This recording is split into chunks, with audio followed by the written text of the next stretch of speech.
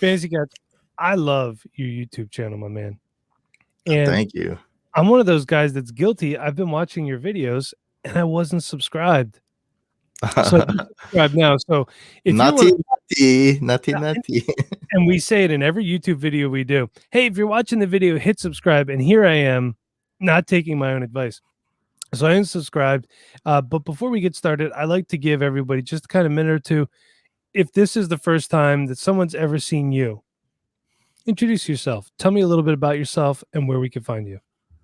Well, I've been one of the early adopters of being a independent fantasy analyst on social media.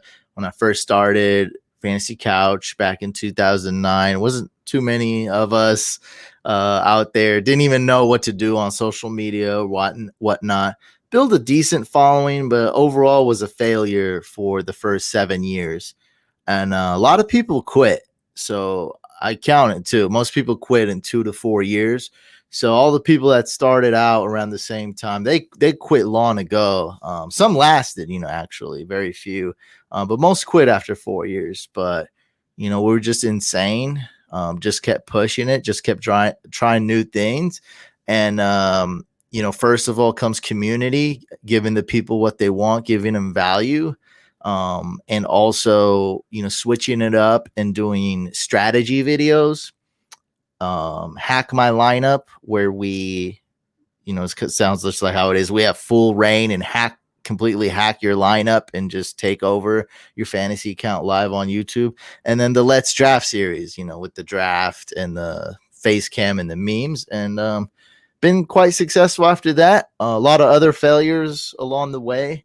But that's pretty much it. Now we're just, YouTube's the main thing, but on social media everywhere, Twitter, Instagram, YouTube, of course. And I caved in and just started a TikTok too, at Fantasy Couch.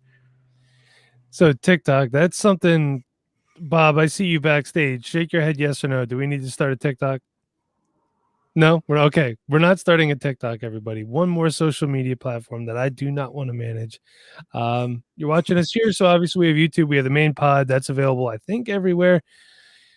We have Facebook group. We have Instagram. We have a Twitter. I think that's enough, right? Should be. Well, right now, I've just been stubborn, didn't hop on TikTok. It's, I made up a lot of excuses, but that's where the eyeballs are, and that's why a lot of people are. A lot of other social medias are copying it. So Reels on Instagram, YouTube, hashtag Shorts. You can't deny how much it's popping. It's basically number one right now. There's a lot of cringy things, a lot of weird things on there, but there's just so much that there's also not, a lot of cringy things and not that. A lot of people want those short little videos, and it's still like. We still have a long way to go with TikTok. Let's see what it can be. So I hopped on there, but also the downside, yeah, it is work. You got to add that along with everything else you're doing. So I hear you saying we, but you're a solo pod. Do you have anybody behind the scenes that helps you? Yeah, so I co-founded this with Mike Mattal, my partner, and we wanted to build, you got to keep in mind, this is 2008 when we first started recording. 2009 is when we started the Fantasy Couch brand, which is this couch right behind me. Just took a picture of an old hand-me-down couch from college my buddies gave me. It's very dirty. And back then, like, there was no social media fantasy, like that wasn't a thing.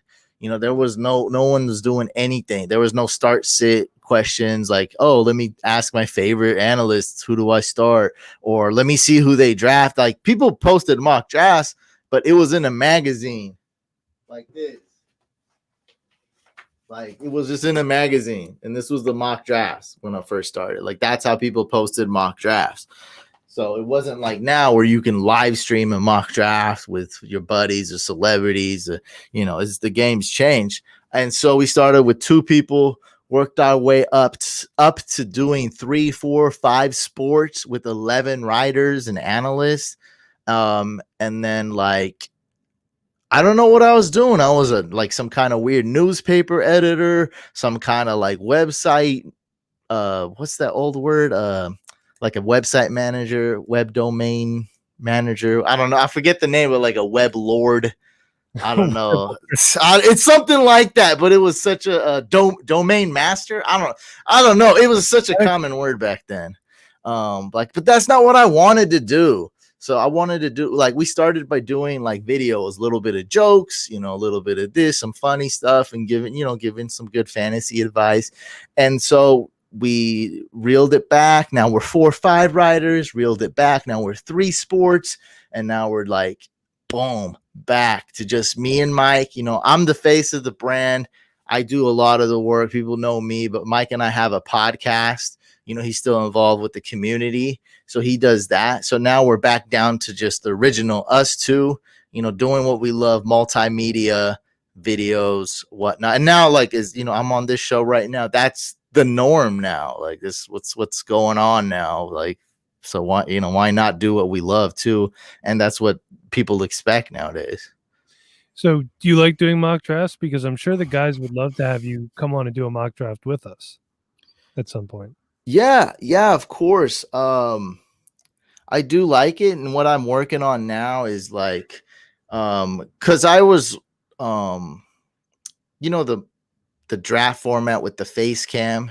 Mm-hmm. People say I'm the first guy to do that, and so like, I think I did it like in 2015.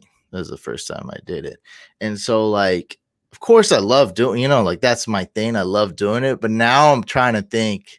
I'm not the only one now doing this either. I'm trying to think, how can we make this different? So we're talking about making like a super fast timer, like 10 seconds per pick. Like, can we push this to like 1 second per? I just thought of this like yesterday.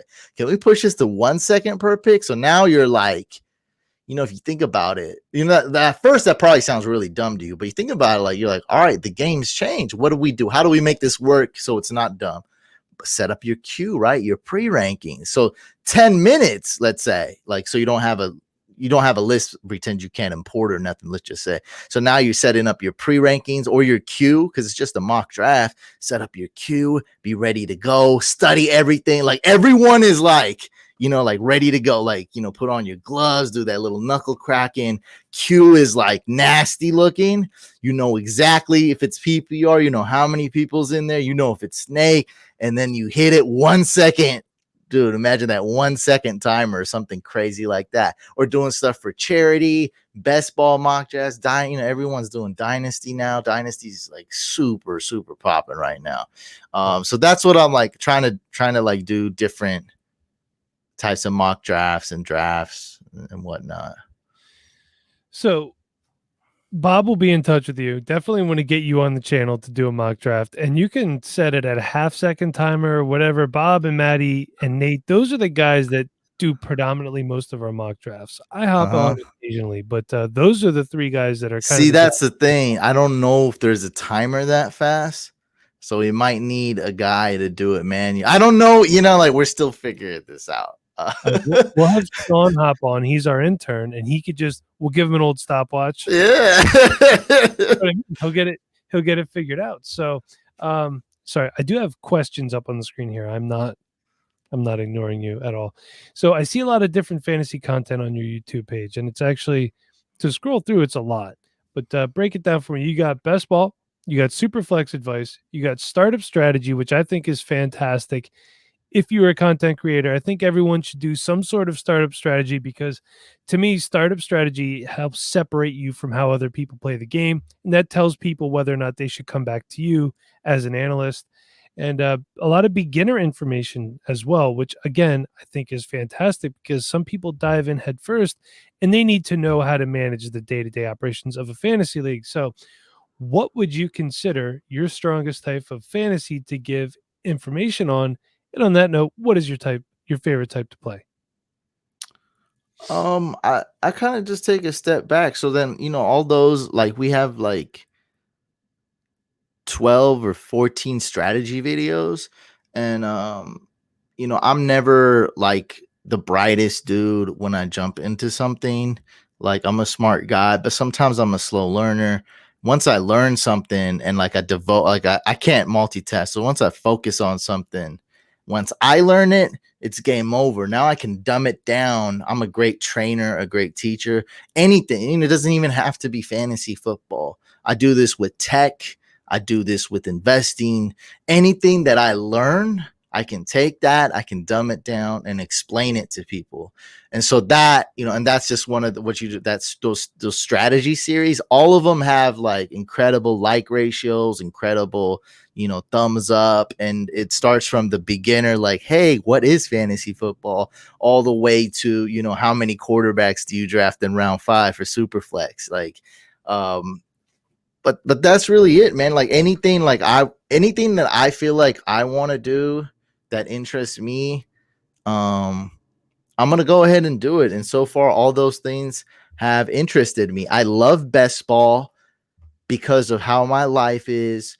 Everyone wants me to be in 300 leagues. I can't be in that many leagues. What best ball gives me the opportunity to do 300 leagues or 300 drafts. Because see, a mock draft is cool. Like I love doing it, but it's a lot better if we put $10 on it, and that's essentially what a best ball is. So that's why I love best ball. You can also do them in March. I just entered a tournament pre-draft. You can do them in March. You can do them in June. I love Dynasty. It's super fun, but I don't like managing too many Dynasty teams because this is my job. It's like, it's a grind, and it's like, I know a lot of people do love that. That's fine. Everyone's going to be different. I also really respect auction drafts. Like when people go to me, you're in an expert league and you guys do snake drafts. Boo, these aren't real experts. I'm like, man, I agree with you, but it's like, but I have ADD. Auction drafts are boring as heck. I can only do about 2 mock draft auction, like series, all the way to, let's say 4 mock draft auctions and 1 like paid league auction draft. After that, like my mind's gonna explode. It's like reading an encyclopedia. So everything has their pros and cons. What's new now? Tell me if you've heard of this. That I'm gonna start doing this year. I've never started this because it's not a lot of places offer it. Is Dynasty Best Ball? Have you ever heard of that? I've not actually. It's fairly new, and even if it wasn't, it's like only on 1 website. So I don't know. Now it might be on 3 or 4 at most. Like it's super rare, but it's just like what it sounds. Dynasty League, no in-season management. So basically, no management. All you do is draft once a year, and that's it. And I'm thinking about entering a few of those because I love Dynasty, but I don't necessarily like checking all my Dynasty teams every day. I need a break. Like I can't be overwhelmed with fantasy every single second. So you're saying you draft no waiver pickups or anything like that? Then you're basically just the people that play in my home league, because that's all they do is draft and nothing else the rest of the year. For the most part. That defeats the Dynasty League then, right? Like, I mean, you're supposed to be in it 24/7, 365. And it's the same thing every year. It's no, we're going to be more committed this year, we promise. And then it's like, okay, and we're back to a 5-man league. You know what I mean? It's just, guys, come on. Are you exaggerating at all, or is it really that bad? I mean, the chat's dead. No one does anything. You send a trade offer, you have to keep texting them, trade. Okay, that's bad. Yeah. So you got to find new. So, rule number 1 in my Dynasty strategy video is find a good group of people. Now, if you can do that, which I know communities where I can help with that. Like if we can do that, that's good. If not, I think you might want to consider Dynasty Best Ball, because I think everyone loves doing startup drafts and rookie drafts. It's just all the other stuff. I mean, sounds perfect for me. Like I definitely want to try Dynasty Best Ball. And for analysts like you and me, like it helps keep us on our toes. Like I always like to be tested. So it's like, all right, I'm going to do some rookie drafts. I don't want to manage like 20 teams, 20 Dynasty teams on top of all I do in all my redraft leagues. But, doing drafts for money, rookie drafts and startup drafts is a good way to really practice, like this. It's like a really good sparring.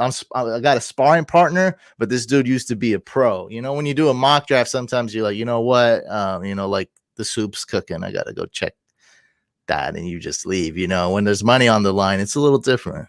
Yeah, of course. And Yeah, I know a lot of people that only play in free leagues, and that's where you see a lot of these like really outrageous trades coming through. That you're like, even when you didn't know yet, it's not a paid league, but you're like, there's no way that someone's putting $100 on the line is going to make that trade.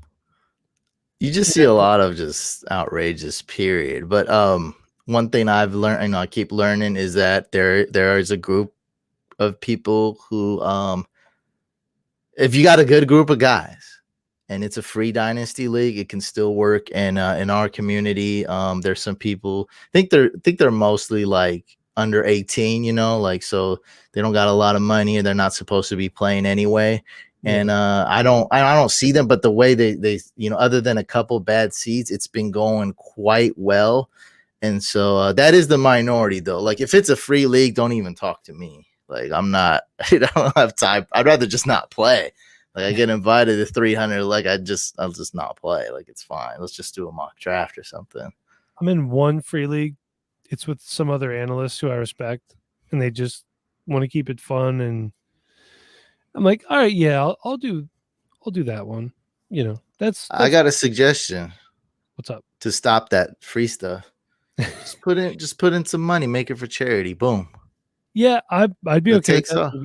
Maybe I'll put it in the league chat then. 10 So bucks, $5, $5. What you know what I mean? Like no, and that's the thing. If someone doesn't pay because of hardships or something, like just be like, it's all good. I But like people got to be in. They got to, you know, if the other people like the idea, that's the only thing that you need. If the 11 other people say, yeah, I like the idea, then you can make it work. now that it's not my league; it's just the league I'm in. So I'd have to obviously bring that up to Oh the committee. yeah, yeah. Just ask. Yeah. So, one thing I'm curious about, what led you to start creating fantasy content? For me, I felt like, there was kind of obviously there's not a void, there's a lot of content out there, but I just felt like I could put maybe a different spin on things. It was really simple. Like, so I was always into video.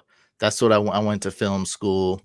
And then the video editor, this was back when like print was a thing, right? There wasn't really much going on at our college, at our university's newspaper. Like it was mostly print. They just got online a couple years ago. The video editor, which was a brand new position, he graduated, and this guy was trying to convince me to be video editor. He's like, bro, it's easy, just do it. And I was like, nah. And then he's like, let's do it. Like, I was like, okay, I'll do it. And so I did that, and I learned a lot about journalism. And because it was so new, I had free reign. Like I didn't even have to check in with anybody. So I was like, I was telling my buddy Mike, who kind of seemed like he wanted to do like anything on camera, like photo shoot, host, act. And I was like, hey, we could do anything we wanted. He's like, how about we do fantasy football? People love that. And so we did a fantasy football show called Fantasy Fix. He was the host. I was just behind the camera. It was funny. And then once we graduated, we were like, we don't have to stop. And so we could have just kept going. So we just wrote down like 9 names. We ranked them, just like fantasy football rankings. Thank God fantasy gear was taken by that guy. Shout out to you. I know you still own the domain and haven't done nothing with it in 20 years, bud. I know that. So that would have been a weird name. He's prepping for a comeback. I can feel it. No, he's got no fantasy gear. I mean, come on. That sounds like the whips and leather and I don't know what it like. Fantasy couch sounds a little bit like he has nothing on there. There's no website on there. He just owned the domain. So like we're trying to buy a domain. And like fantasy couch was like number 3 on the list. Number 1 was like fantasyfootball.com. I was like, wait, take it. And it ended up working out. Cool. And then we just kept going from there. We're like, let's open a Twitter account. Definitely YouTube video. We wanted to do videos. And we already were on YouTube. There was like about 3 fantasy football YouTubers back then. The word YouTuber didn't even exist back then, 2009. Yeah. I mean, now YouTubers are boxing people. I mean, when you ask someone in high school, what do you want to be when you grow up? Their answer is YouTuber. It's not astronaut anymore or president or teacher. It's YouTuber. Might be TikToker in a little bit though. So I will say I like the whole name and the theme, Fantasy Couch. This is gonna sound weird. It feels comfortable. I don't know if that sounds like it. Like you hear some like podcast names and you're like, that doesn't do anything for me. It You know sounds what I mean? like too elite. Like Yeah, you yeah. can't grab it. It's not tangible. Yeah. But like your brand, Fantasy Couch, I think like, okay, couch, like, and then you see that couch, and I'm like, I feel like I'm hanging out with my buddies, having some beers, watching a game, talking fantasy, and it's just kind of like comforting and like, hey, come hang out. Yeah, and And that's yeah, kind of the attitude. Like, I'm not like I don't really like a ton of people. Like, I don't like being surrounded by a ton of people all the time. But I am all about community, and like I've always been hard on myself, and like I just recently started gaining like real confidence about a year or two ago. So it's like I'm definitely not the type of guy who like looks down on people or is like has an ego. And honestly, I'm really not like that. But you got to get to like 1 million followers to even consider that. And kind of shame on you if you still end up being like that. And so that it does kind of fit with our brand in that sense, as in like it's community. We're all doing it. I'm constantly asking my community questions, even though I've led them to numerous championships, even though I help them out a lot, even though they respect my advice and take my advice a lot, even though I've hacked their lineups. And then we've, made some money in DFS. I constantly ask them because, as you know, we get like half the stuff wrong anyway. Like, might as well see what I like to poll people. I like to see what's going on. And you know what? It's also a very advantageous thing to know what the public is thinking. Right? Like I'm like, yeah, oh, sometimes it's cool to know, like, dang, this is how much they like Austin Eckler. I might pivot. Like it's also a strategy. So it'll just hurt you if you're like, shut up. I know the best. I know what's best. This is what's gonna happen because obviously I predict everything right every year, and if everyone mhm, knows you don't know. Like everyone knows we're wrong a lot of times. Like yeah. I'm gonna be That's real. I'm really open with our listeners too. Like, listen, man, I won one league last year out of however many I'm in, and it's my fault. First mistake, I didn't diversify my fantasy portfolio enough. I had too many of the same players. Guys either suck, get hurt, you're screwed. In what, How 10? many leagues are you in approximately? It was like 19 last year. Yeah, I see, think. that's a lot. That's when you gotta diversify. Because sometimes if you're in four to five, and you don't diversify, get it. Like, that's just like a personal, like your choice. I'm all in on this, or all, or like I'm gonna spread it out. But when you're in 19, I think you have, yeah, you got you gotta diversify. That's too bad. That's way past the threshold. Prime example. I was on the clock the other day at the 1-2. In how many other leagues I would have taken Justin Fields. But I'm like, I'm going to take Zach Wilson here. He is a guaranteed day one starter. I feel my team is not great through my fault, bad trades that I made, full disclosure. And then 2 picks later, I came back and I picked up Kyle Pitts. And everyone's like, oh, Mac Jones is still on the board. And I was like, yeah, but Mac Jones isn't going to play. Kyle Pitts is, and I'm going to put him right into my flex spot. What are we Because talking about? Super flex rookie it, dynasty? so it's the year 2. So it's start one quarterback and it's got 2 super flex spots. So, Whoa. but like, here's the thing: do I want to take a lesser quarterback or generational talent, quote unquote? Hate that term, but there it is with Kyle Well, Pitts. yeah, it's Kyle. It's not an ordinary pick. Right. Yeah, Kyle, you And gotta I'm, go. Yeah. Well, you and I'm took your quarterback already, so exactly. So I I'd feel go like I could Pitts. take a little bit of a gamble. I had a couple second round picks as well, so come back and get some better How are depth. you talking about? Sounds like everyone like said something about it. It Look, sounds like a good pick to me. well, it's one of those things where I think people, when they think super flex, they think quarterback. Well, That your guys is super flex is what I'd call it, which is even more super than super I, flex. I try to tell people, so one of the things I think it's on my Twitter, I'm a Twitter narrative buster. Like, just because everyone says this doesn't mean that it's right. And I try to get that through to people's head. And I'm super honest with our listeners and our viewers. And again, I appreciate each and every one of you.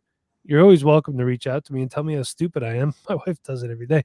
But it's one of those things where just because everybody's saying it doesn't mean it's true. Is that something that you subscribe to as well? I mean, do you like to take a look for yourself and see whether or not something's true? And you know, Yeah, and it's case by case too. So like wide receivers are very hard for me to evaluate. And so some guys like I'm very confident in, but then there's some guys like I got to look into further. And doing research is not just not just watching film. You got to do other stuff. Ask what's going on. What do people think? What are they thinking? You got to look at the team. You got to dive in deeper. So it is case by case. And then a lot of the times that big narrative is true though. And if it's not, at least you know what the consensus is thinking. You know that like if everyone's saying this guy's a stud, then he's going to get drafted early.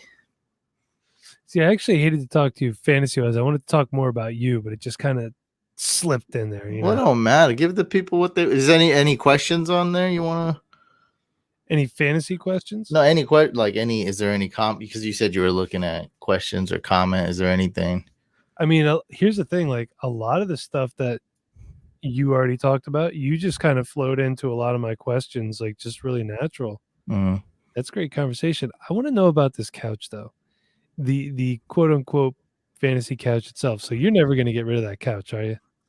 No, like if something happens, I might auction it. Or I don't know. But yeah, in short, no, I'm not getting rid of it.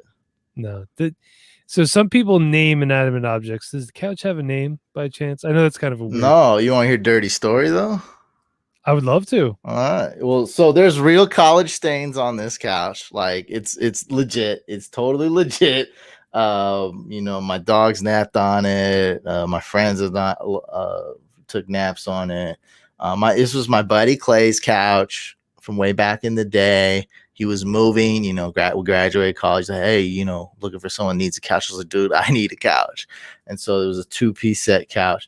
There's this one story though. This girl, she's like 4'11". She's so small. She cannot like hold her liquor at all. And so she was little, she's whatever, just had a couple drinks.